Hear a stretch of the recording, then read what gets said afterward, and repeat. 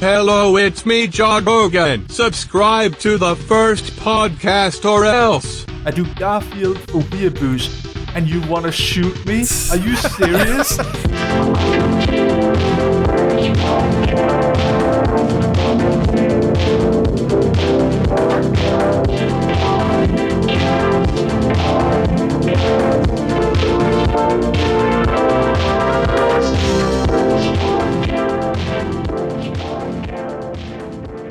All right, well, everybody, welcome to the first podcast. We're here with Merryweather. Merryweather, go ahead and start the podcast for us, would you? Give us an intro. Welcome to the first podcast. It's 4 a.m. I just woke up. Thank you for inviting me. The first podcast is my show where I talk about things and stuff. Ooh, like what kind of things? What kind of things and stuff? I talk about internet stuff. I talk about internet drama. Did you guys hear what Keemstar did? No, what did he do? Yeah, he's been a bad boy recently. Oh, Keemstar. Oh no, not again, Keemstar. Oh no. The darn Keemstar. We talk about TikTok. We talk about social media. We talk about many things here in my podcast, first podcast. Yes, and it's called the first podcast because it is The first... my first podcast. Yeah. Sure. All right. Yeah. That was a hell of an intro. Welcome to my show, boys. Thank you for bringing us on. I really appreciate it. We've been kind of planning this for a while. And, you were the one who started the show back in 1972. And I'm really been surprised you've been able to keep it going this long. It's really a triumph of human triumph, as they say. Yeah, how do you deal with all the hate? All the people who don't like this podcast, how do you deal with that? I mean, in 1972, Keemstar and I were friends. Right. So we were going strong. He was even on the show one time, but he doesn't want to come on anymore. I don't know what you guys did to him. Oh, that was the episode that he said the gamer word. Oh, I remember that. That was a really controversial one. Yeah, I didn't like that. That darn Keemstar. That's our catchphrase. That darn Keemstar. That darn Keemstar. That's his. That's Merryweather's catchphrase on his podcast, right, Toplex? Oh, that's not ours. That's what I meant. What are you talking about? Yeah. That darn Keemstar. Yeah, that's what I meant. Sorry. Yeah. So this is the Keemstar pod. Keemstar, more like meme star. More like Keem fart. Because he's don't say negative things about him. I guess. Yeah, that's kind of mean. That's not cool. Well, if you want to, do you want an actual introduction? No, this is great. Let's just keep the energy going. Yeah. Merryweather, I'm going to jump right into it because obviously you're delirious with 4 a.m. kind of sleepiness here. I woke up and I asked Teach, can we please do it in 2 hours? So dude, we totally could have. Said, apparently he didn't see it in time or something. He just said, nah. Wait, nah, really? He said no? Yeah. I didn't tell him to say no, fucking agent. Oh, he's saying in the chat, I overslept. I thought it was one of you guys who was... No. He handles our scheduling and stuff. I'm really confused now. Whatever. Yeah. Sorry I'm here, boys. Yeah, you made it, and just want to say thank you for being up so early in the middle of the butt morning and coming on and talking to us. We appreciate it. Thank you. I like you guys too.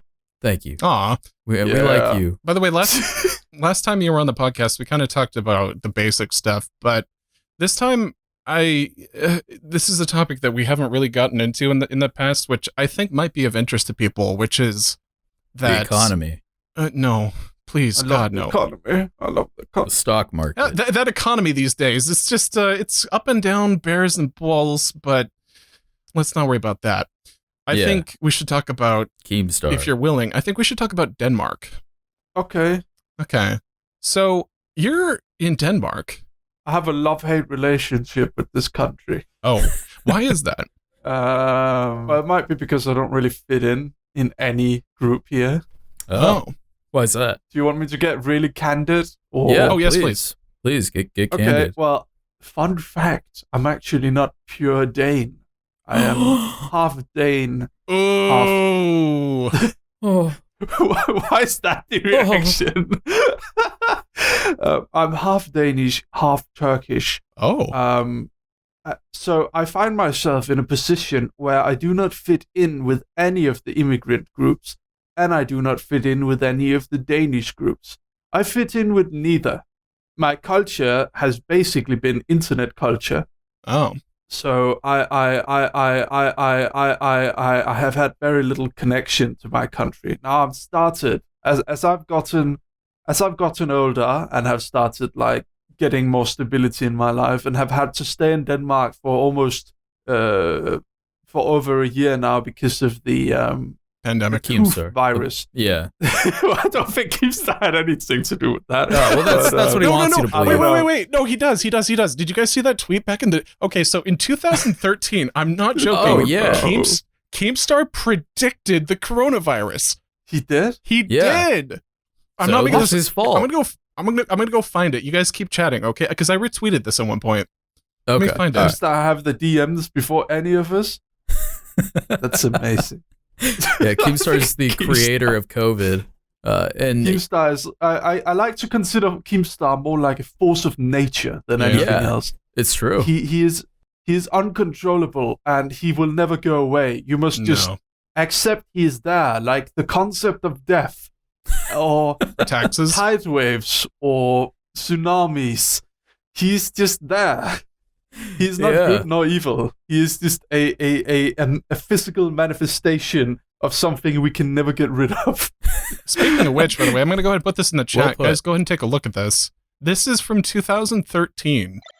Oh, no. He says, coronavirus, new black plague. The new black plague. It's like finding out that fucking Filthy Frank invented the Harlem Shake. It's just like a really weird, like, ridiculous pop culture. This is Keemstar's Harlem Shake.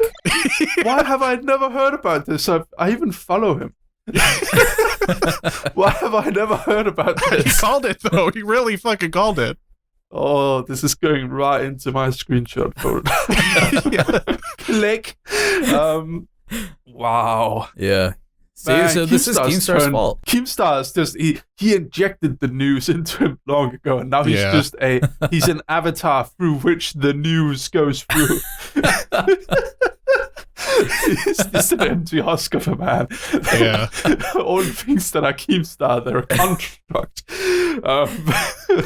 Amazing. It's kind of like, I feel like if there was any other conduit at all in terms of content creators from which we could get the news, I would really prefer that. It kind of sucks that basically every major YouTube controversy kind of like happens through him. Right. I wish there was someone else, man. Like, we need a Keemstar too. I don't know, man. I mean, if it's gonna be anyone, why not funny internet gnome man? I don't know.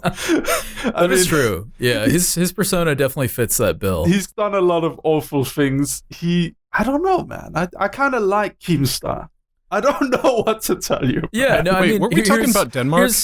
Yeah, well, hold on. I want to before we go back to that. I want to touch on that because Keemstar is like one of those guys where you love to hate him and you hate to love him, but at the end of the day, he's always going to be there. He's like he's kind of like Christmas morning, right? You know, no matter what's happening in the world, you wake up and Christmas morning is he's there. He's a force of nature. Yeah, he is. He is something that just has to be there. If YouTube has a celebrity culture around it, if there are people that people are interested in seeing, there's also going to be people who want to see drama about these people. Yeah. Yep. And Keemstar has just been the force of the physical manifestation, the avatar of that aspect. He's almost like an anthropomorphization of the act of reporting on news in and of itself because he's so focused on it. So yeah, I don't know. I don't think there's any reason to want to get rid of Keemstar. I think he's just going to be there forever. Yeah. Until he passes on the mantle to the next Keemstar. The next Keemstar. Keemstar isn't a name, it's a title. It's a title. Oh, yes. Anyway, so Denmark. Yeah. Okay, so I don't really fit in here. I have a Danish family and I have a Turkish family. Now, I can't speak Turkish with my Turkish family. I am actually more Danish than Turkish when it comes to the inside. But my Danish family are utterly dull. Oh. And they don't like me. I think the only people who like me are some of the like really older ones in the family who think it's funny to hear about that damn internet stuff. He does the cartoons on the internet. They like hearing about that. As soon as you go a little bit younger, they get so arrogant. I don't know what's about it. If you want me to get really candid, I mean, I was at a dinner party, and whenever I tried, it's almost like there's this like invisible hierarchy of this. It's really weird. Like the fact that I'm uneducated, but a salesman sort of kind of person. Mm-hmm. They kind of look down on that, but they won't really tell you. They always want to talk about. They want to talk about educations. They want to talk about stuff. But whenever I try to talk about my business, it's just. I mean, I don't mention the anime girl aspect of it, obviously. But whenever I try to talk about my business, the fact that I'm running a business, I have 14 people who I pay every month. They just don't want to hear about it. So yeah, Denmark, weird. I've actually started to like it more now that I'm capable of interacting more with internet Danish people. Well, yeah, wait, because you're saying like we're asking you to describe Denmark, and really what you're saying is you're describing your family in Denmark. We want to learn about like the actual place. His family is Denmark. Well, I'm sorry. Well, no worries. It's fine. I thought me complaining about my family might be more interesting to you guys. Well, it's interesting, but let's not. Let's also what are some good Denmark It's my facts? podcast, Lars. Yeah, but we're taking over this episode, so I'd like to learn. I'd like to learn about like the culture. And... So just to end off on it, the culture in Denmark. I was getting there, Lars. All right. The culture in Denmark. I mean, it's very quiet. I don't know. It's no one really complains too much. There's not really a lot of places you can go do things. I guess there's some places in Copenhagen. It's quiet. It's boring. There's castles here. Castles are cool, though. I am actually going to explore castle ruins in a few hours. Oh. In a few hours. With my friends. That's also really cool. a thing that I agreed to. That is really... is that like a thing people do in Denmark? They just go and explore castle ruins? No. That sounds fucking awesome. I just have weird friends. Here it's like, I'm going to go to the beach after, or like McDonald's. I mean, it is actually by the beach. It's a okay. It's a castle that's built on a tiny peninsula off on a beach kind of thing. Dude, that's an idea for a podcast, by the way. Like just a normal show, but recorded on a castle. peninsula. Oh, like at a castle. Did I annoy you guys by talking about Danish people rather than the Danish country? Did you guys want to hear a funny fact? Did you guys know that we invented Lego and Skype? Wait, is that true? Oh, that Lego was you? invented? You guys invented Skype? Fuck you. Jesus, Merryweather dude, invented Lego and Skype. Oh, okay. Yeah, I did. Those are kind of like equal forces for good and evil. Like Skype is one of the worst things in the world. And then Lego is like in real life Minecraft. So it's like two completely opposite forces. Right. Yep. That's the end of that thought. Thank you, Lars. Oh, while we're here, by the way, I want to do a little bit of quick housekeeping for listeners. For starters, you may have noticed that Many Kudos, the third co-host, is not here. The reasons for that are impersonal. We'll not really get into that, but he'll be back next week, so stay tuned for that. Keemstar? Yeah, Keemstar, unfortunately, him and Kudos were hanging out. Things got a little bit heated. Yeah. Keemstar consumed him into his belly, and now Kudos is unfortunately trapped inside of Keemstar's belly. So, thoughts and prayers towards our buddy Many Kudos. I'm amazed you guys dare to tweet directly at Keemstar. He has a giant screen in his garage that just displays every tweet at him. He does. I do that every week now at this point. I hate every it. recording. It's Lars's idea. I hate it. I'm not even joking. He's made a Twitter video where he just casually shows a giant fucking iPad screen in his garage that just displays every tweet sent at him. Yeah, I'm hoping one of these days it'll catch his attention, because I do that every time we record an episode. And that's funny. I hope it doesn't. I don't want him to ever see it. One day he's going to quote retweet you and be like, he's just asking for attention or something like that. Yeah, that's my worst fear. Is Keemstar is gonna a set of sights on us, and then he'll never let go until we give him a nice little smooch and tell him to go away. Did you guys know we have Queen in Denmark? We have royal family. Really? The band Queen are or they, the? Are they hot? What? Huh? What did you say? Is your queen I don't know hot? what Duplix is saying. He's being kind of weird. Is your queen hot? He's putting his mouth so close to the mic. Duplix, you're not supposed to eat the mic. You're supposed to talk into it. Is your queen hot? No. I'm saying, is she respected? Is she a respected queen? Do people respect her? Our next queen is hot. Our next queen is going to be hot. She's going to be Queen Mary and Queen... Wait, so you? and the king is going to be King Frederick. Uh-huh. But the current queen, Queen Margaret II, she is not hot. She smokes too much. And she's like 80. So some people are into that. To some, she might be smokers, queens. Yeah. That I'm sure that's a fetish.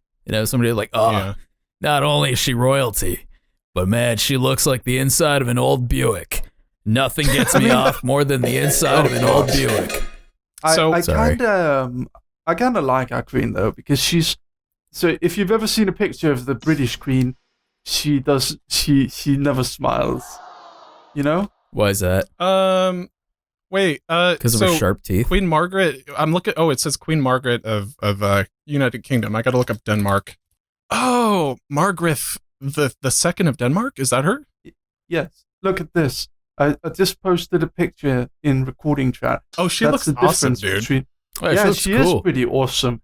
She's like very energetic and happy, and like she's a much more like charming individual than the British queen, to be completely honest. I don't know, man. The British queen looks like she's planning a hit. Looks like she has a lot of pluck to her. Like, I don't know.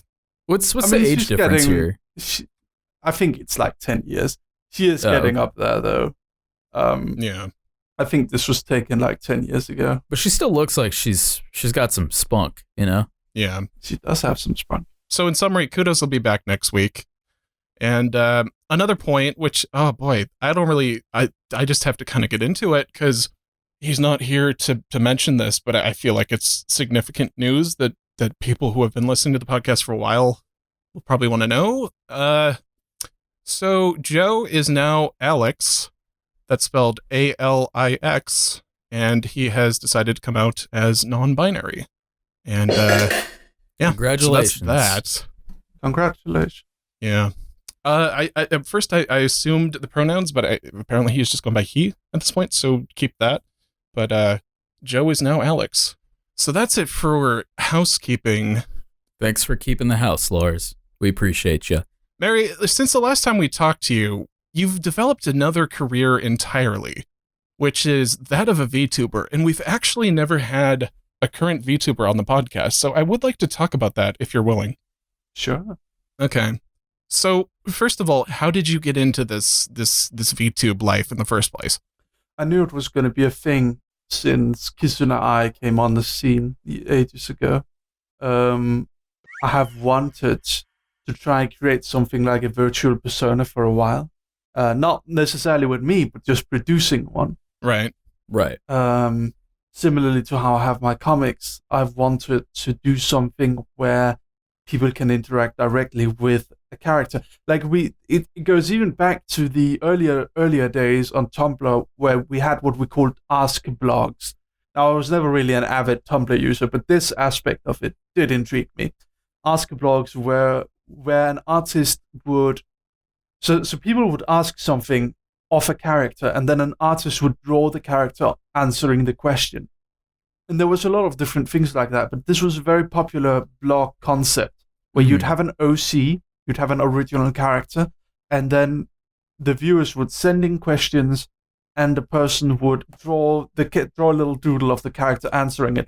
In many ways, this is one of the earlier examples of what one might consider to be the idea of a virtual avatar kind of responding to things. Now, this was obviously like over 10 years ago. Yeah. Right. What about the gorillas? The gorillas. Oh, that is true too. I mean, the band. That's been a thing in media, like imaginary kind of characters has been a thing in media for a while. The internet aspect of it, where it's like fully virtual and fully interactive, it's a little different. I don't know too much about Gorillaz. Well, I think I got disconnected. I don't know if you guys can hear me. I can hear you. I can hear you. Now, Gorillaz really were kind of the original VTubers, if you think about it. Oh, yeah? Well, yeah, I mean, the concept of a virtual cartoon self to... I know they did I'm concerts and stuff. Did they interact with the audience in any way? I maybe live, maybe they did a little bit in the same way that maybe another band would. Probably not like extensively. Like, you know how sometimes a band will acknowledge the audience here and there, but no, but it was kind of like a framework for that. Can you because hear me? What's really interesting is... Hello. Yes, Duplex, Yes, we can hear you. Duplex. I'm calling out into the void. Like, you're popping in and out. We can hear you easily. Don't worry about it. Yes. No, because Damon Albarn started the Gorillaz band with Jamie Hewlett, and basically he kind of had the same idea you did, Mary, which was that it wasn't going to be him, but he was going to direct a bunch of different characters who were going to make up like a virtual band, and then he was going to play the instrumentation behind it. So that was kind of, not that they were like the exact same thing, but maybe that was like a precursor to the idea of a moving digital cartoon self to represent oneself. Yes. So Kizuna and I came on the scene a while later. Doplex is popping in and out, by the way. I'm just gonna keep going. Kizuna and I came on the scene a little bit later. When did Kizuna and I pop up? Let me see. So in 2016, Kizuna and I popped on the scene. Obviously, it was a very new concept to everyone, but of course the technology had been there for a little while. It was just not really fully accepting now. Kizuna and I still daily uploads. Fun fact, but she only gets a few, like maybe 30, 40,000 views per video. It's really amazing how far down she dropped. She used to get millions of views and interacting with PewDiePie and stuff. I don't really know what happened there. I think it's because other people just came along and did a twist on the formula, and now the whole scene is just oversaturated. And now, currently, like what used to be a virtual YouTuber has changed, because virtual YouTubers used to not be so much about the interaction with the audience. It was just the idea of having an animated character like making content for a YouTube channel. That was what virtual YouTuber was about. Nowadays, it's far more about the streaming aspect. And the music aspect, too. I don't know if you've seen, I think it was League of Legends. They kind of did something similar with, made the band, I forgot what they're called. You know what I'm talking about? They had like kind of like virtual artists. K something. Yeah. K-Dar, yeah. Yeah, there you go. Yeah, that's it. They had a character who was not part of K-Dar at first. It was a marketing character. They were posting random things online. It was using a virtual illustrations and stuff to kind of market it. And then the character joined K-Dar after. So it was the League of Legends thing. This was a very interesting kind of thing. So it's been something that people like that's rather new. Right. So that's not part of the origin story almost. Kids and I came out, all of these, it was very, very new. Everyone was very excited. The idea of being able to follow an anime girl on a YouTube channel. A lot of the equipment they used was probably very technical at the time. It was not very accessible. A few other companies popped up that basically had virtual YouTubers in the same way, like Zero or Kaguya Luna, I think she was called. A lot of different characters, and these characters just started being, they had twists to them. Kizuna Ai was very much a basic kind of Hatsune Miku-esque figure. Now, she had some funny aspects to her. What then happened, which was interesting, which is what has been, I don't know if it is the reason, but this has been attributed to why she's not popular any longer. They changed her voice actress. Oh. So it's kind of like people, even though it is a virtual character, people still get attached to the person behind the virtual character. Yes. So the idea was that this whole company sprouted up around Kizuna. I can only tell what other people have told me, so take this with a grain of salt and do your own research. What I have been told, the story I've been told, is that Kizuna Ai, the character, people were being very, very nervous about in the company. People were being nervous because their entire brand, their entire company is based around this one actress who can only do so much work. And if this actress ever quits, then Kizuna Ai will have to quit, or they can try and get a new voice actress then, but by then people will have been so used to this one voice actor that it will seem completely fake. Right. So what they did is they tried to get ahead of it. So they tried to make it so that there are multiple Kizuna Ais.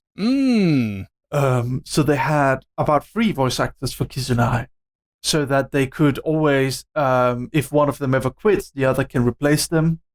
People get introduced to the idea that Kizuna Ai has more than one actor. Now, the story I got told is that this backfired heavily and people got just sort of lost interest in the character. It kind of put the corporatization of the actual company behind the character. It put it at the front. You lose the magic at that point, right? Because it's like the point in the video game before you stop optimizing your playthrough and you're just enjoying the mechanics and the story and stuff. It's like I totally get why that wouldn't work, because it's like the man behind the curtain has been revealed. Yeah. It makes it feel a little too dystopian. Yeah, a little bit. They even had the idea that a YouTuber could just be replaced. I think people loved the Kizuna Ai character because it was virtual, and because it was kind of this cute anime girl you could interact with. But I think most people did not like the idea of Kizuna Ai being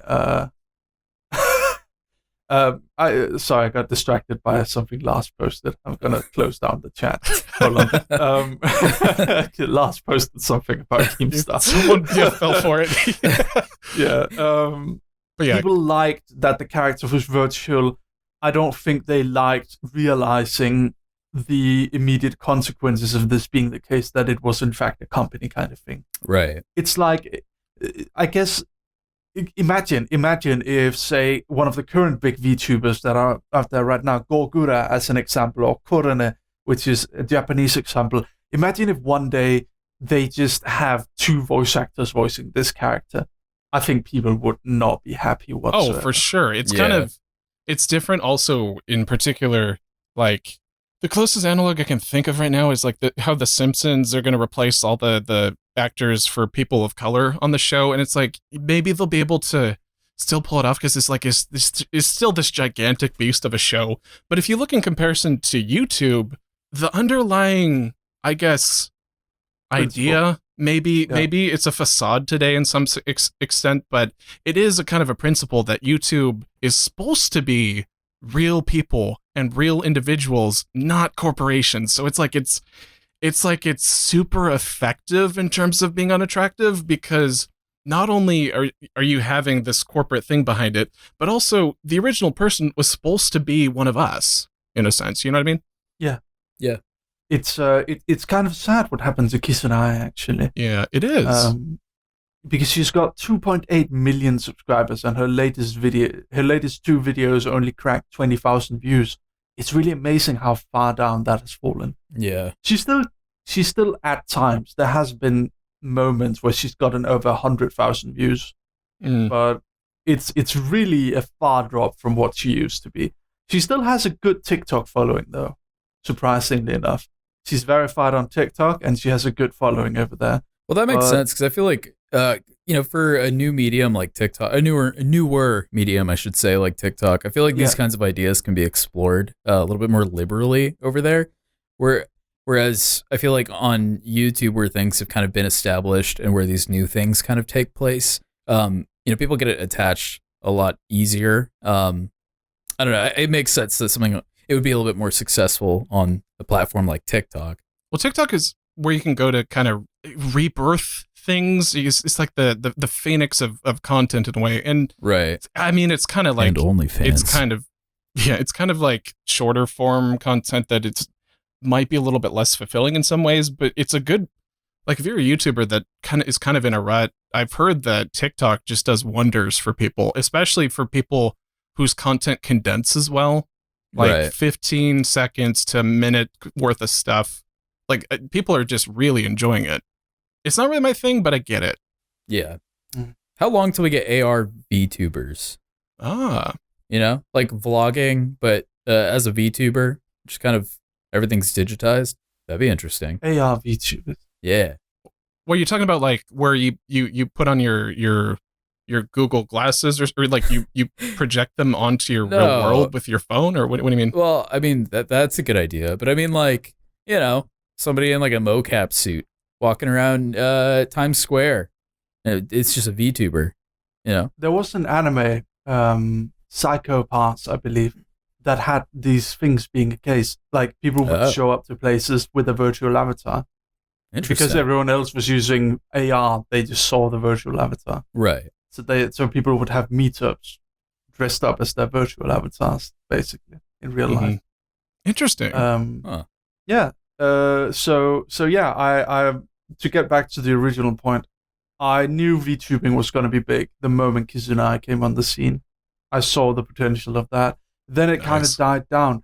The funny thing is, I actually knew someone who tried to become a VTuber in the sense that Kizunai was. She was even going to be kind of helped out by the company behind Kizunai. They were going to help her out in somewhat the same sense as HoloLive almost, but it never came through.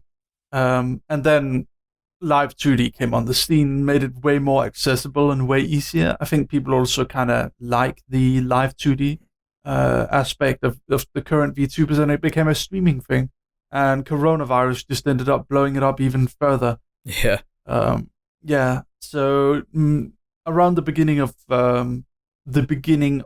last year, I thought to myself, okay, we're gonna have a lot of lockdowns.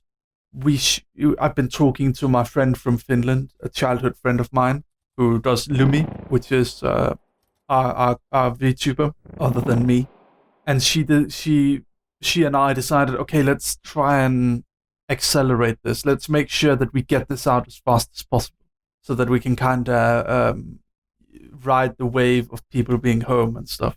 That's smart. I feel like a lot of these kinds of things have like so much room to pop off right now, just with everybody being so accepting to new shit. Yes, I think that's really cool. People are just, in a lot of ways, absolutely starved for something. And especially in countries like America, where like half of the country is saying, I'm not going to take the vaccine because it has Bill Gates's the microchip inside of it. So we're just screwed for the next couple of years at least. So we're kind of stuck at home for the indefinite future. I feel like here, I guess if I had a question here, it would be, do you think VTubing would be where it's at if coronavirus didn't put everyone home for a while? That's a very interesting question. I mean, thank you. So the actual catalyst that kind of set up VTubing to become a thing, it was actually done before coronavirus became a thing. It was Project Melody. Project Melody is a cam girl VTuber. I'm not really sure. Like she calls herself a loot tuber. Kizunai is a cam girl who uses a virtual avatar, and she was kind of our breakthrough in the Western scene. She was out there enough to the point where lots of people kind of got inspired by it, and she kind of, in my feelings, she kind of pulled the entire Western community up. I think that's fair. So that happened before coronavirus. Now, I think coronavirus definitely did a lot. I do think VTubers was still going to be a thing, but I don't know if it would have been as big yet. I think the fact that a lot of content creators kind of wanted to find something to live off during the... a lot of people looked into streaming. A lot of people looked into YouTube during the whole quarantine stuff. Yeah. I think the VTubing thing just became a natural answer. It helps creatives find some way to live off things without having to worry about jobs who might be very unstable right now. It also gives people an outlet. The fact that while they're locked inside their homes almost, they can actually interact with these online characters. And I mean, even the bigger ones, it's a little harder to interact with the bigger ones, but you can find a really small one. Something I do on YouTube sometimes when I'm lonely, this is going to sound really sad, but it's actually quite fun. Something I like to do is I like to search up VTuber, and then I just sort by live now. And then I find like an obscure VTuber with 5 viewers, and I just chat with them. And they'll chat with you. They don't mind that. So you can just go chat with an anime girl right now on YouTube if you want to. Do you ever do that and then like afterwards you're like, by the way, I'm Merryweather and I'm a hugely successful. Do you ever like reveal it after a while? They see my name. So. Oh, okay. Oh.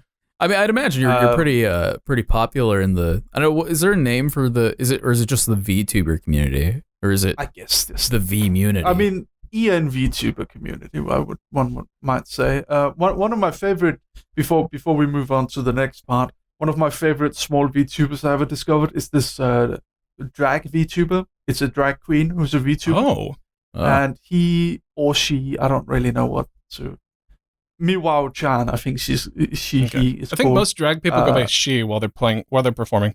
Yes, so she runs a show. She has a bar, and she interviews other tiny Japanese VTubers, and it's kind of like Domo, if Domo was in drag. Domo is a person who interviews VTubers. Kind of like us right now. Yeah. So there's a big. Not really like an elephant in the room, but I think that there's an elephant in the room. Yeah, just no, not again. That was the elephant. I tried the that. Elephant nose piano. So there's you could categorize VTubers in a lot of different ways, and one of the ways you could do it is male versus female, and I'm guessing that having a male VTuber avatar is very different in terms of experience than a female one. What's that like being one of the guys? That must be interesting. So, one thing I've noticed is that I get much less hate as a VTuber than that makes sense. Any of the girls, which is quite scary. I think that's really unfair. I think it's really weird when you're a girl who's a VTuber. It gets seen as like you're trying to get attention or something. Right. Sometimes. I mean, people are generally very happy, but you have toxic people in the community, obviously. Not in the community, but like toxic people who are toxic towards the community. Right. Sure. I have really gotten nothing like that. I get lots of hate on my main Merryweather account. Get lots of like smug quote retweets who like talk shit about me to their friends. Oh my god, this guy. One guy said he wanted to shoot me because I turned Luigi into an anime girl quite recently. What the fuck?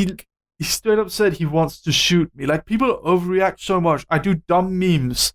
I do Garfield for weeaboos, and you want to shoot me? Are you serious?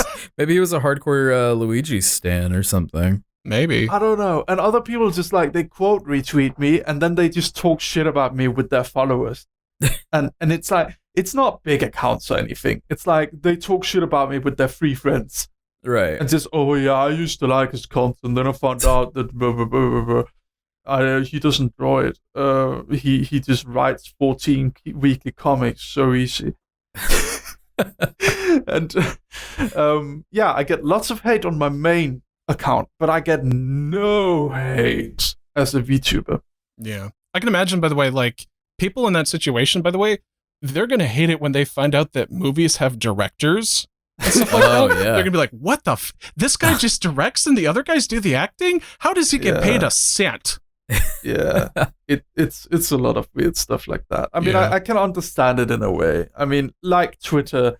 I mean, my Twitter is basically like finding out that Hisuna has a company behind almost in the same way, except I don't play a character on my Twitter. I just do comics. But yeah, like people online want to follow individuals making things. They don't like the idea of companies doing things, which is something I can understand in a way. But I mean, my whole thing was just a company. It was just accidentally a company.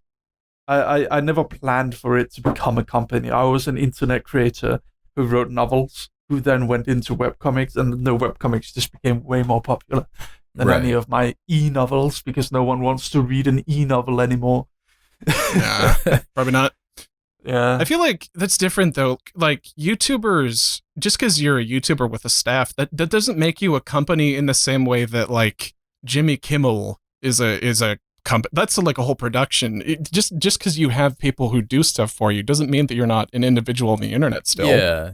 Yeah, I mean, have people never heard of startups? Like, it's the same thing. It's like if I go down to my local coffee shop, I'm not going to be like screaming at them because they're, corporate trash. That's just like some dude and his wife who own it. Oh, some people do that. Well, you can scream at them, just not for that reason. You fucking sellouts. So imagine screaming "sell out" at the Starbucks coffee stand. That's amazing. I like that. I don't know. I get less hate. I don't know why. It's honestly, it's surprising that you get. I mean, not that you get less hate, but it's surprising that it's surprising that it's more of like a gender thing, whereas you would think people would just hate on it because it's something new and it's like based in the realm of, because obviously people have made fun of like just anime, generally just anime being a meme.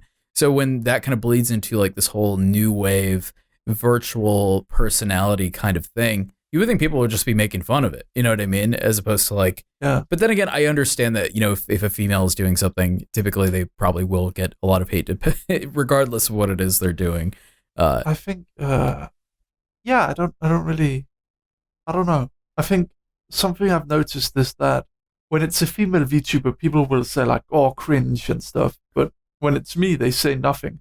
And I think it might be because a lot of my followers are, well, not a lot of them. A lot of the vocal ones who might indicate, like, if a random guy on the internet sees a female VTuber, he might say cringe.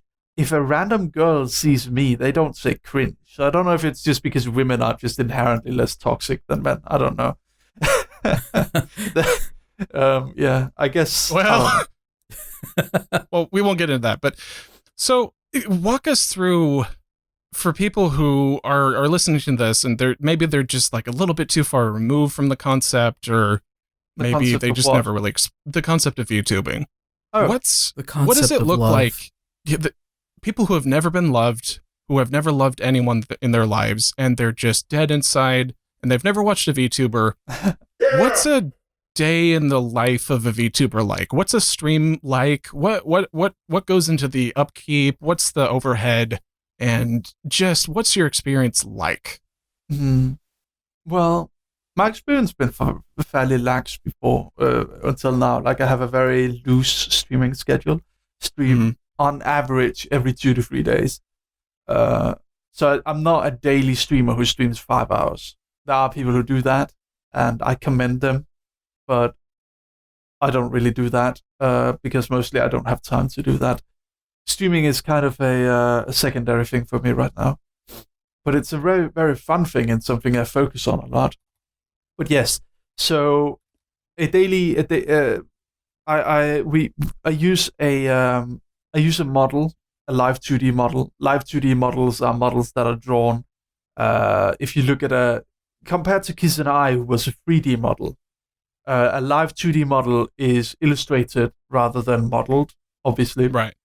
They're drawn in a very, very specific way. So you can't just make an animated avatar out of a random thing. You have to you have to draw it in a very, very specific way. You have to draw it separate. Right. I'm not really. Yeah. You have to separate the layers in a very, very, I keep saying specific way. You have to separate the layers of it. It's a very weird way of drawing things. You can look it up how it's drawn. I think the model itself cost me about $2,000. Then it has to be rigged by someone. That also costs money. Obviously, it takes a long time to make something like that. But once it's made, you can just kind of use it, and you can get things for it. So a lot of I use Skep to get illustrations of my character. The one you use to promote the podcast, that is something I got from Skep.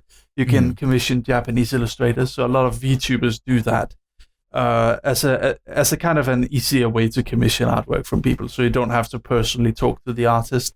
Just sort of send out the request, show the character sheet, and then they draw it and deliver it later on. So a lot of what I do is chatting streams. I chat with the audience, just sort of sometimes I read stories to them. I read Lovecraft a while ago. Oh. Yeah. It's quite comfy, actually. Then I play games sometimes, too. Question, because I've always wondered, like, is it, like, the whole VTubing thing, does it, like, I'm trying to think of the best way to explain this because it's hard to explain it just as much as I don't understand it. Is it like, do you put on a mocap suit and then just kind of like move around and talk and then your character moves with you? Or does it kind of go based off what you're saying when you're speaking into the mic? I don't put on a mocap suit. What with my live 2D model, most VTubers, unless they have like a full 3D model, you don't use motion capturing it that way. It captures my face and the location of my face. Oh, so it kind of just tracks. Yeah, if you want it, like Lumi has a setup with the motion capturing. My friend Lumi, who is also a VTuber whom I produce, she has a motion capture suit and stuff. That is a lot more expensive. I think we spent, of course, like I imagine that's also fairly labor intensive too. Yeah. In total for her entire setup, I think we spent like $5-6 grand. Jesus. Yeah. Well, I mean, a pittance if you're making good money off of it, though. Like, yeah, that is I true. mean, we have definitely turned a profit. Yeah.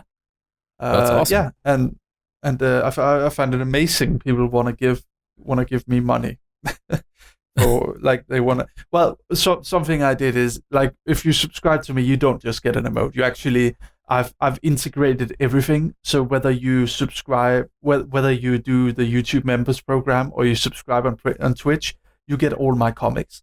Oh. So you can go read all my comics on our Discord. So you get a lot of different good things out of it too. So it's not. You get wallpapers, you get access to early uploads of all my comics, all 14. So yeah, I find that people are more inclined when they get direct rewards for it. So yeah, it's more just getting people into the whole thing.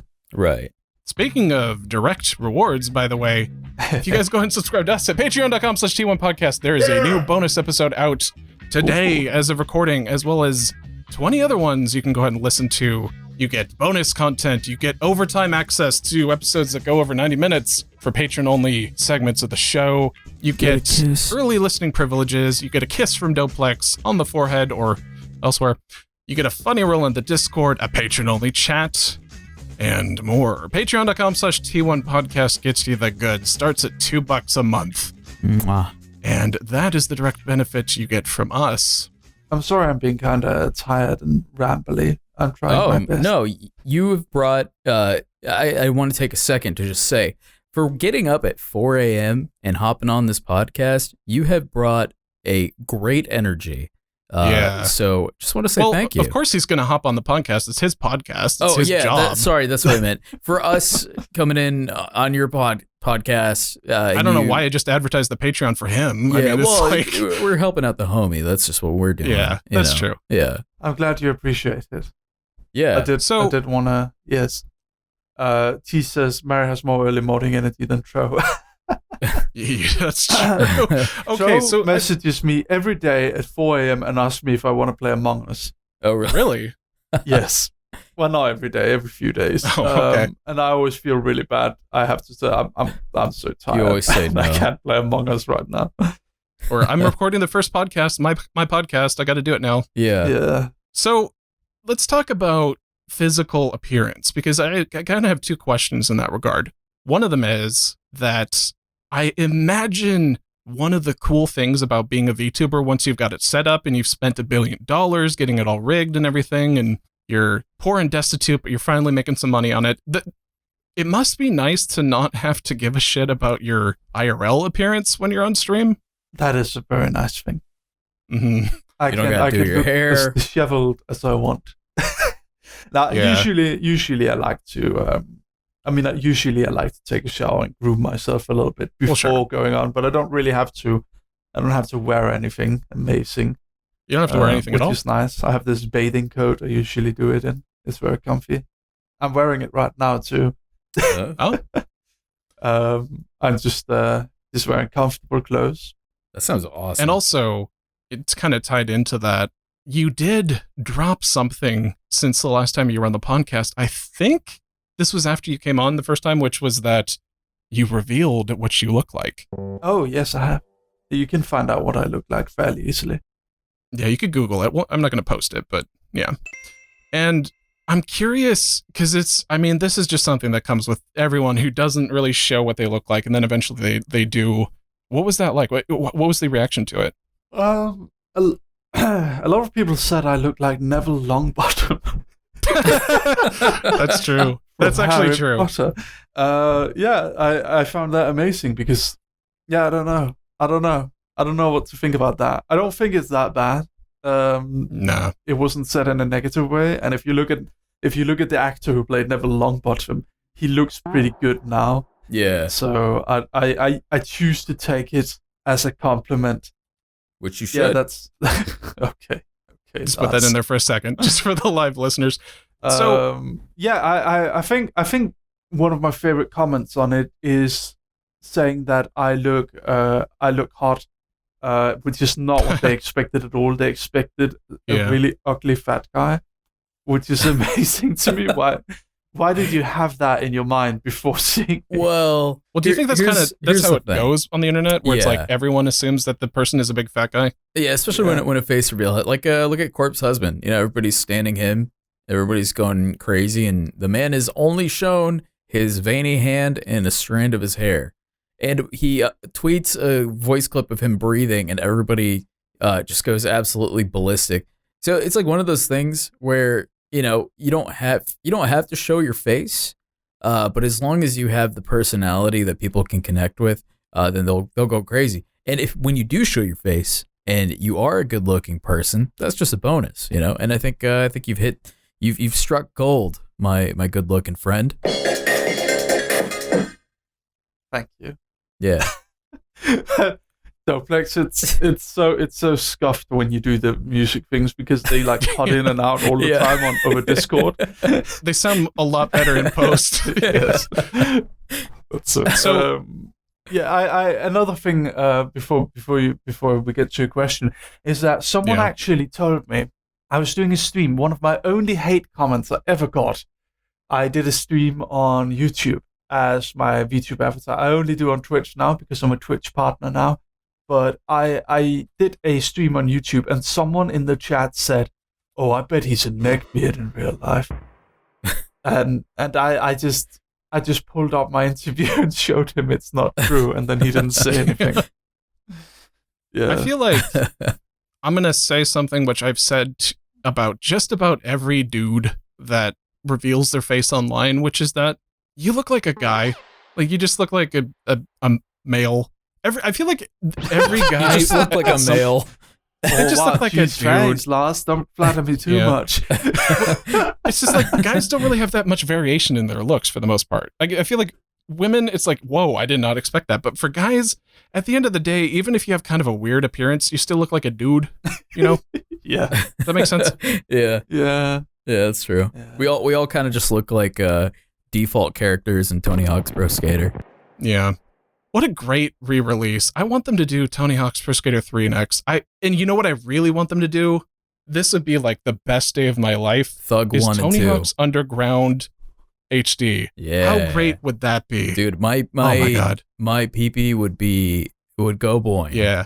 That's my dream. Merryweather, are you a skateboarding video game player? Are you a skateboarder? No. Are you a skateboard? No, I get afraid. I get scared. Yeah. I stand on the skateboard, I get scared, I'm afraid to push it too fast. That's most people. Yeah. I'm not a skateboarder. Yeah, I feel like I was like really active as a kid. I would do the skateboarding, rode a lot of BMX bikes. I was really, really into it, got injured a lot. And, with age, I don't want to do any of that anymore. I just want to sit. I want to sit all day. I'm the exact opposite. I'm a huge exercise kick at the moment. I will not end the day without 10,000 steps. Oh, really? I get so antsy lately. Where do you step? You just go outside and step around, or do you? You can go for walks. You can go for jogs. You can sit there in front of the TV and jog if you want. Like as long as you do the work, get your heart rate up.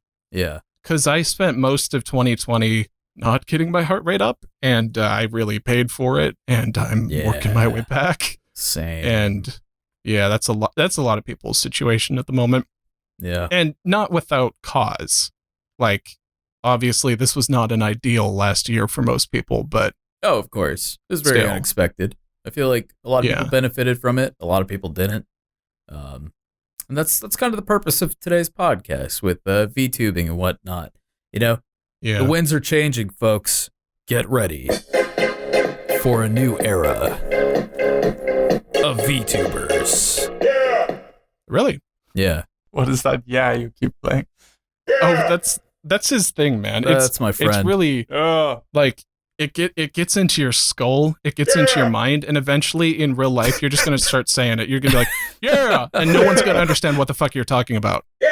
Kudos has this. One of our other co-hosts, Kudos, is having this problem, like with his girlfriend, where he keeps saying yeah, and his girlfriend doesn't understand. So yeah. Oh, by the way, Kudos has a message to relay to you guys, the listeners. He's saying he's glad that the episode's going well, and he's just excited to be back next week. So, shout out to Kudos. Yeah. Shouts out, Kudos. Wait, Mary, I feel like we never really explained, by the way. Last time you were on here, it was me and it was Joe, aka Alex today, and things have changed quite a bit. Oh. Yeah. So what ended up happening is Joe, aka now Alex, went ahead and started a new podcast with our friend Spaghetto, and I went ahead and brought on Doplex, who is That's me. I guess, editor now for 100 Thieves at this point. Is that your title? Yeah. Yeah. Yeah. Yeah. Yeah. And I brought on another YouTuber named Many Kudos, who's from Australia, which is weird, but we make do. And he's not here this week. He'll be back next week. So really, the tides are shifting, as Doplex said. For all of us, Mary has become a VTuber, a wildly successful one. The podcast has gotten new hosts, and I'm working to be less fat. And I pissed my pants. Not actually. Sounds I was saying that Thanks, for like Doplex. no problem. I was saying it for like a comedic zinger, but then I realized it wasn't funny. You know, we're all children in our brains. We revert to toilet humor. That's We all that's gonna how die. we are all So to gonna bring it die. back to, we were talking about the right opinion, and it's something weird happened. Okay, so I was under the impression that he was living in the United States for a little while, because he was at some point. So we scheduled him for 7 o'clock in the United States, and he just kind of like accepted it because he was living in the UK at the time. So he came on at 3 a.m, and he was clearly wanting to go to bed, and I don't understand why he chose to come on at that point. I think if Merryweather is a good example, that European is Denmark in Europe? I'm terrible with geography. Y'all are built different. You guys Technically are built different. Scandinavia, but Scandinavia can be argued to be part of Europe. I don't know. Oh, okay. All right. Well, I feel European like we're in a dudes are separate built class. I'm Norwegian, and I don't know. I don't know about the rest of Europe. different. Yeah. Anyway, so back to Merryweather, because I do have a question. I do have a question for you. I got that reference. Wait, I didn't get it. What's the reference? What's your question, Doplex? Norwegian. Yeah. So It's also a Minnesota Vikings thing where, oh, okay. yeah, never mind. Thanks, Lars. Okay, so I wrote this down, so if it sounds like I'm reading it, it's because I am. So after watching your Internet Explorer videos, I gotta say, I was half tempted to start using it again because I felt so bad for her. How does that make you feel, giving sentience to browsers? Is that an act against God, aka a Bill Gates? Do you want the long answer, the short answer? Long answer, please. Okay. So, I think companies are humans. Thank you for the very long and detailed answer. Okay, I really I'm gonna appreciated explain it. why. Okay, so have you guys ever heard of one of those experiments where they try to create a human brain out of people? No, do tell. So what they sometimes like to do is they get like a bunch of people on a football field, and then they get them to act out as if they were neurons passing on information and stuff. Oh. And you can basically create, if you have enough people, you can create a simple brain that like processes information. Right. I think companies are people. I think companies are entities in and of themselves. So take something like Google. There is no majority share owner of Google as far as I'm aware. Google is not majorly controlled by one person or one group of people particularly. They have a lot of different shares. Like Disney, it is an entity in and of itself. You can buy into this entity. Network. What? A neural network. Yeah, kind of. Like you can buy into and become part of this entity if you want to. But it, Right. it Well, is kind of. You have to buy into Alphabet, though, at this point. Well, yeah, but it is a giant giant network of people all doing different jobs, all processing information and then outputting action. It is I think they're like creatures almost. Yeah. Like if you think of McDonald's interests, McDonald's as a whole, their interest in making money, it does come at the benefit of the people who are part of the company, in a similar sense as your brain making you eat food also comes at the benefit of the individual neurons inside your brain, obviously, because they need fuel to fire.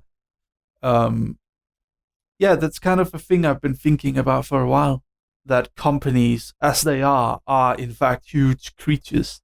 Wow. That was... They have all the functionalities of a simplified brain. Is it possible, adding enough people to a company, does that make the company sentient? I don't like where this is going, but yeah, I hear you. Wow, I got a lot to think about now. Huh. So, I mean, are you getting to the point of like the Gajinka or the Jajinka, however that's pronounced, or? Oh yeah, I just I find the idea of personifying inhuman objects to be very, very fascinating. It's also a very fun thing to design, and also I think that companies and things like it, while a lot of the time they are not sympathetic in the way that we might find a person to be sympathetic. Like if we ever make Amazon-chan, she's obviously not going to be a very good person when you consider what a person is. Yeah. But would she be bald? No. Like Bezos? I don't know. That would be funny. That would be funny. But Amazon-chan has her own goals. Amazon has her own mindset on things, own philosophy. Don't do that, Lars. Jesus. Please don't. All right. Please remove that. Did you edit that in MS Paint? Lars, remove that. Lars. Yeah, let's go. All right, it's your podcast, so I'll take it down. Okay. Please don't edit me into things with my... I don't like that. Come on, Lars. That threw me off. I'm listening. You're saying I really Amazon didn't like that.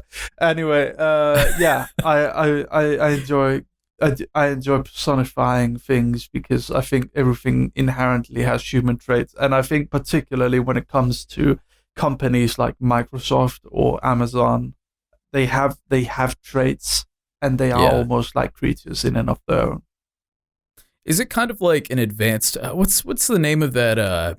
There's like a thing in your brain. It's like you have it, then you see like faces in things, and you create like personas. Pareidolia or whatever it's. What is it called? How do you pronounce that? I don't know. Well, that is part of the human brain. We associate best with humans, so we will look for and even imagine human traits in things that do not have human traits. Right, like cars. Like when I'm driving, I always like, I'm sure a lot of people do this, but like you see like the lights and the trunk, and then you kind of create a persona off this fucking 1998 Honda Civic, and you're like, oh, he'd be a nice friend. I want to be his friend. We are hardwired to recognize people. Yeah. So if you just stand in a dark room and look into the darkness, you're going to start manifesting faces in the darkness. It's kind of creepy when you think about it. Maybe in the same way that when you watch a VTuber, even though it's not a person, you recognize the analogs in the anime character to the person behind it. Yeah. That's everything you do, I guess, Mary, is just anthropomorphization of something that's not actually human. Yes. I mean, that's reverse anamorphs. If you go into the history of storytelling and animation, you'll find that it's actually more common than most people think it is. It's just recently that anime became a style where you could do that in. That's true. Yeah, that is true. What do you think about some of the more speculative fiction and some of the ideas about how eventually there could be a future where the avatar supersedes human existence and we're all kind of locked in screens and stuff? Because that seems like that's the logical conclusion of everything. That was going to be my question. So actually there's been some research done into this. The problem is So they took a mouse's brain and they sliced it up. They sliced every single part of it up, and then they recorded all of the cells on this mouse's brain, and they put it into a computer. So they basically had an entire construct of this mouse's brain, but it took up so many terabytes of data, and a mouse's brain is so much less complicated than a human's. This is a big hurdle. The fact that a human brain will just create, even just having one stored anywhere, it will just, there is not enough data. Right. There's no. Is that true? I feel like that's because like that to me that seems like the same problem they had in the 90s, where our internet just wasn't fast enough to really stream in high definition. But today it is. Like if I mean, if we yeah, continue it is. I mean, it is not a question of access to data. I mean, right. Video files have always been kind of. That is also true that our capabilities of storing data has improved. I think also the question is, even if you scan your brain and you put your brain inside a computer, it's still not going to be you. You're just going to have this creepy online version of you running around, logging into your shit. That'd be cool. Yeah, imagine if I scan my PC and suddenly my internet self just starts changing all my passwords because they want to be the ones running Because everything. they're an asshole. Yeah. Just have this little I mean, clone. they're me. I wouldn't want some Yeah. flesh and blood version of myself running my thing. I want to have the immortal self Yeah. running Sure. everything. So it would take away everything from me, and I would gain nothing from it. I'd just have this creepy online version of myself that I would likely hate. Yeah.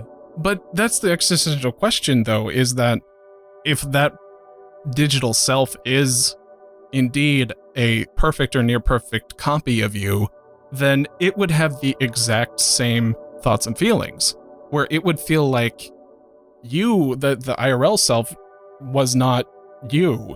It gets really complicated because both of you, in a sense, have your own subjective claim to your own reality at that point. So it's like we tend to think of it as like, well, I'm me. But if you clone yourself, are you really you? Because the other version of you has just as much of a stake in that mentally. It's weird to think about. One interesting thing that there was a video game about it. I can't really remember what it's called. Possibly Soma.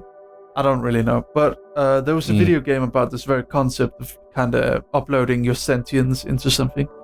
What the approach they did in this video game is that when you scan your brain, there is a 50-50 chance that you, as you are now, that you are the scanned copy, and everything up to this point is just memories. Well, that's the thing. And so if I scan myself, there is a chance that all of this until the point where I scan have just been memories, and I will actually wake up inside the computer. Oh.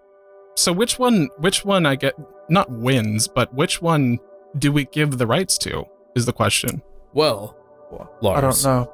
Think about it this way, okay? And to your point earlier about, you both have this sort of grounded sense of reality, because realistically it is a clone, even though it is a digital clone. But wouldn't you think that digital clone would kind of develop a bit of a god complex, because realistically they are immortal? So wouldn't they see themselves as a superior one and would ultimately kill you?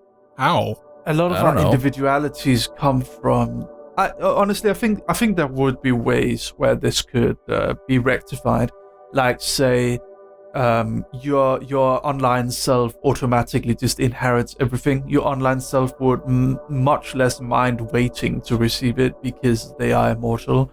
Your online self can just put a pause button on all of their functions until the point where their real life self dies. The real question becomes, why would, say I upload myself into the internet, right? Why would I restrict myself to the flaws of my real life persona? The whole thing that makes me is inherently the flaws that I have, the skills that I have. But even the skills that I have are only defined by the restrictions that others have. If it's kind of like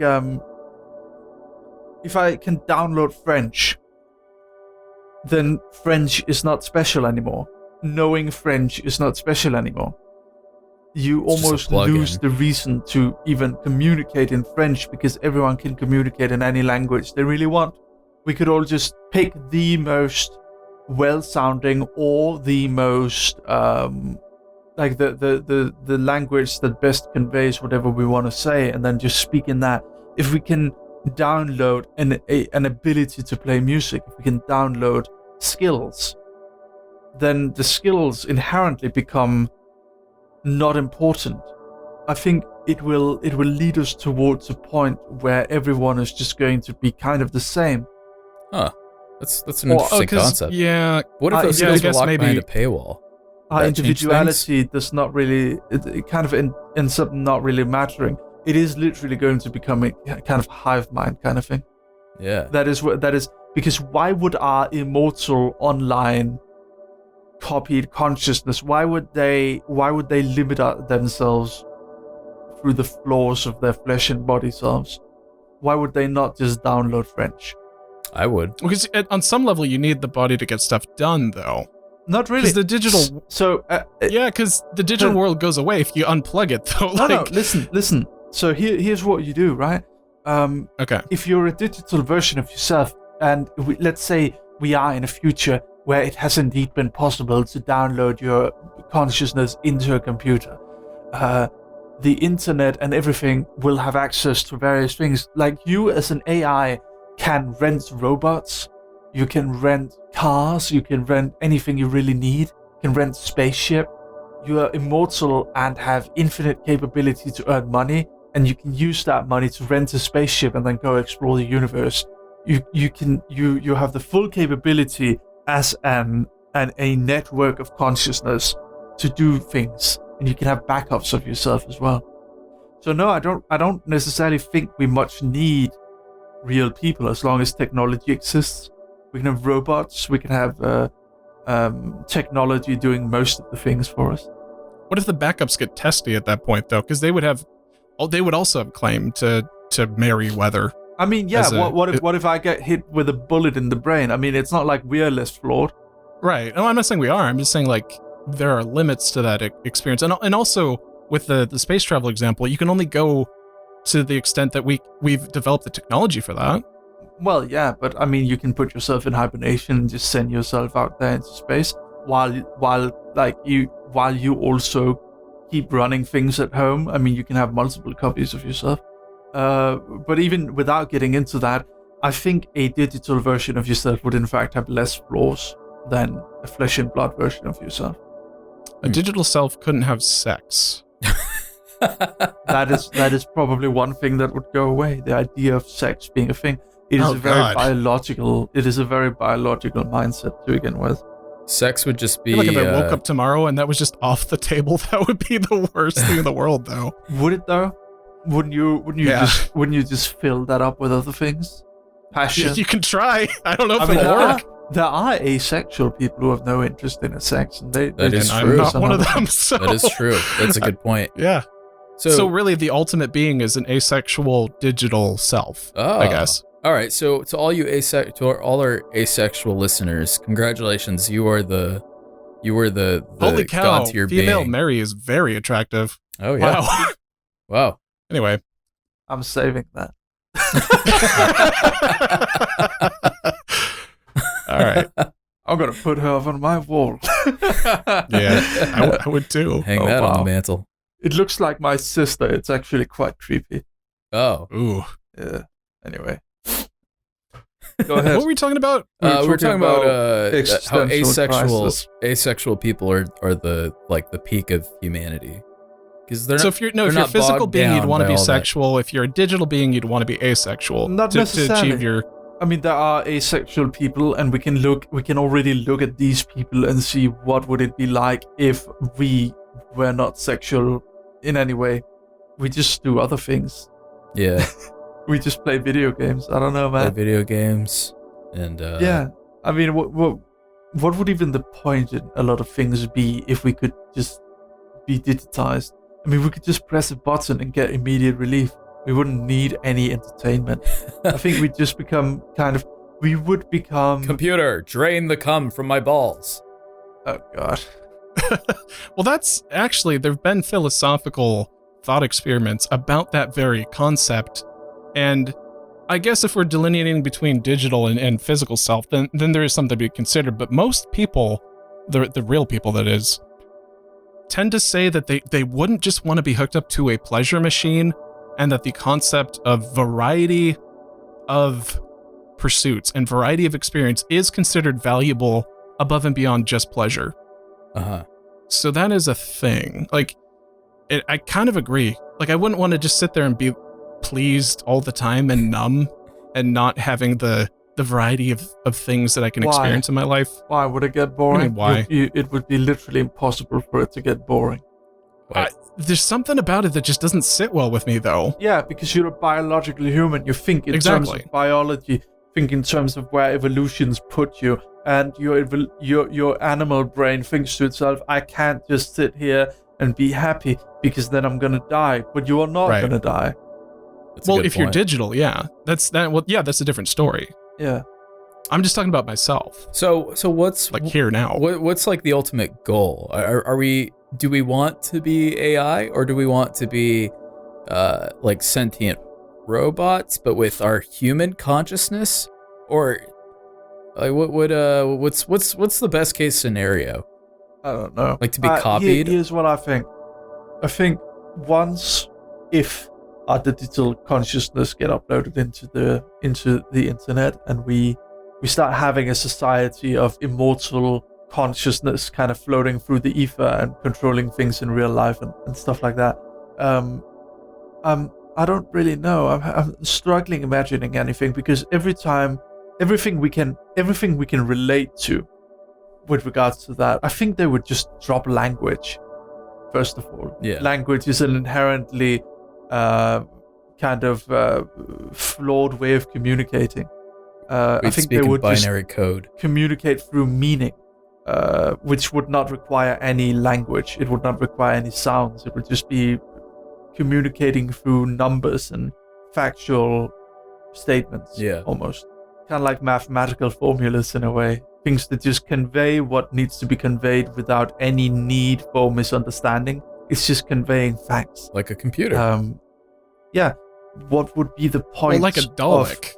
Like a dog? What would be the point? Even a Dalek communicates somewhat with language. Mm-hmm. Even a Dalek is human. A Dalek would be more human than we probably would. And they have the capacity of hate. I don't think we need the capacity for hate. No, I don't think so. I think that was the flaw of the Daleks. Is it basing it on hate? I see two versions of where it might go. I see a version where we would, as our human selves, we would find a way to limit our online selves to the flaws that made us human in the first place. Which is, they would speak, they would not be able to download every skill they need. They would have to learn it. They would inherently still have our personalities. That would be an option. Or the online consciousness kind of just choosing to keep hold of what, because they still have the animal brain. Even if they are digital, they still have the animal brain. They would choose to remain somewhat biological-esque creatures, even in the ether. Or we would all kind of assimilate into one hive mind, which is, I think, the most logical one. By the way, Doplex, just because you were probably confused there, a Dalek is a type of enemy from Doctor Who, which is these humanoid creatures that encase themselves in these salt shaker kind of canisters, and their entire concept is hatred and purity. So basically, they're evil space mutant Nazis in the Doctor Who universe. Like robot Keemstars. Yeah, robot Keemstar. Whoa, digital Keemstar. Okay, tying it back to the beginning. What is up, Drama Alert Nation? Every time I'm here, I always get into weird topics. Yeah, no, that's good. Great. You're bringing the sauce. I appreciate that. I guess the Vsauce. Yeah, I don't know. I think if you want my honest opinion, if we ever find out how to scan consciousness and like make artificial intelligences, I think everything is just going to become a thing where we are all one entity almost, and it's just a giant game of Star Wars, where we're just managing resources for eternity and building things to gather more knowledge. Yeah. Until the point where there's just no more knowledge to be gained and the universe dies, or we get wiped out by some big natural disaster in the universe that we can't do anything about. Yeah. Or Jar Jar Binks ruins our plans. Yeah. I think the only thing that will limit our digital selves is the knowledge that we yet do not know, and the only logical goal for us to achieve at that point would be finding that knowledge. Yeah. So we'll just become a knowledge gathering race of artificial intelligences floating through the ether, like using resources from the entire universe to gather knowledge until we have finally completed Wikipedia. That's really the main goal here is finishing Wikipedia. Yeah. I honestly think that's the only logical goal, because we wouldn't need pleasure anymore. We wouldn't need personalities anymore. We wouldn't need fun in the same way we'd need anymore, because we already have the access to just be fun. The only thing that limits us is information. So that's probably what would be the goal. If we would just calculate that there's no points and then just shut down. God, that's depressing. Yeah. Well, before we get to that point, though, I enjoy being human. I wish I could just be human me forever. too. Mary, I think usually what we would do is we would cut it here and give an extra segment for the patrons. We still can if we want. I think we've got a good lightning in the bottle here if we want to close it off for the main line. Ooh. This was one of my favorite episodes to do of the entire year. But really? Wow. Well, I mean, it's only been a couple days in the year, but This was a really good episode. I agree. Yeah, this was fucking fantastic, man. Funny joke. Mary, I never know what I'm going to get with you, but I'm always pleased. So thank you very much for coming in here with 4 o'clock energy, which I think you should harness, man. Yeah. You should sell that. You should sell that in a bottle. Yeah. Wow. I have too much time. I guess I'm to the point in my life where I'm comfortable enough to really wallow in my own existential dread and really consider the fucking consequences of our mortality. You and me both. And it's not even like 6 a.m. for you at this point. No. So, yeah. Well, thank you for having me on. Oh, thanks for having us on, man. I do like the concept that Merryweather is able to completely dissect the meaning of life before 6 a.m. Yeah. Well, that's why he's the host of the podcast, man. Oh, I mean, right, he's doing God's work. Exactly, yeah. I mean, to all of those people who like think I'm super unfunny, I mean, it's either gonna be anime girls being funny and being objects, or you're gonna get extreme existential dread with me. I mean, it's kind of a there's no middle ground here. I gotta say, I like the mixed bag. I like the mixed bag. You're a wild card. Good. Mary, do you have 5 minutes, by the way, after this, for if we want to do something a little bit more lighthearted for the patrons? Sure. Okay. So let's go ahead and cut it there for the plebs. Remember, guys, if you want to hear the full episodes of the podcast without the 90-minute cutoff, go to patreon.com/T1podcast. Listen to the newest episode that Kudos and I did as a bonus, in which we tried to mimic the format of My Brother and Me. Failed miserably, but had a great talk about why certain creative projects fail, why some of them succeed, and what you can do as a listener if you're trying to succeed. That's patreon.com/T1podcast. Merryweather, how can people check out your stuff? I stream on Twitch at Merryweather EY at the end.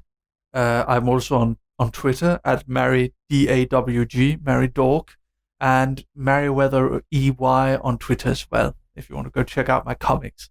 Yes. And I'm on every social media. Oh, good. I was hoping. Every single one. Even MySpace? Ah. Yes, actually, I made an account. It was really problematic. It was really hard to do, but I did it, and I'm the only one there.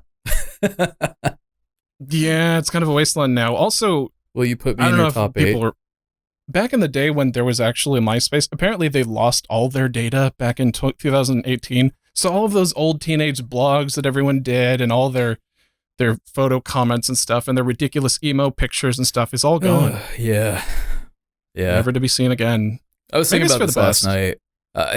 Like most of my childhood was spent on MySpace. So the fact that I can't access any of those memories anymore, and the fact that a lot of like my photos are corrupted off MySpace, it's just like the most heartbreaking shit.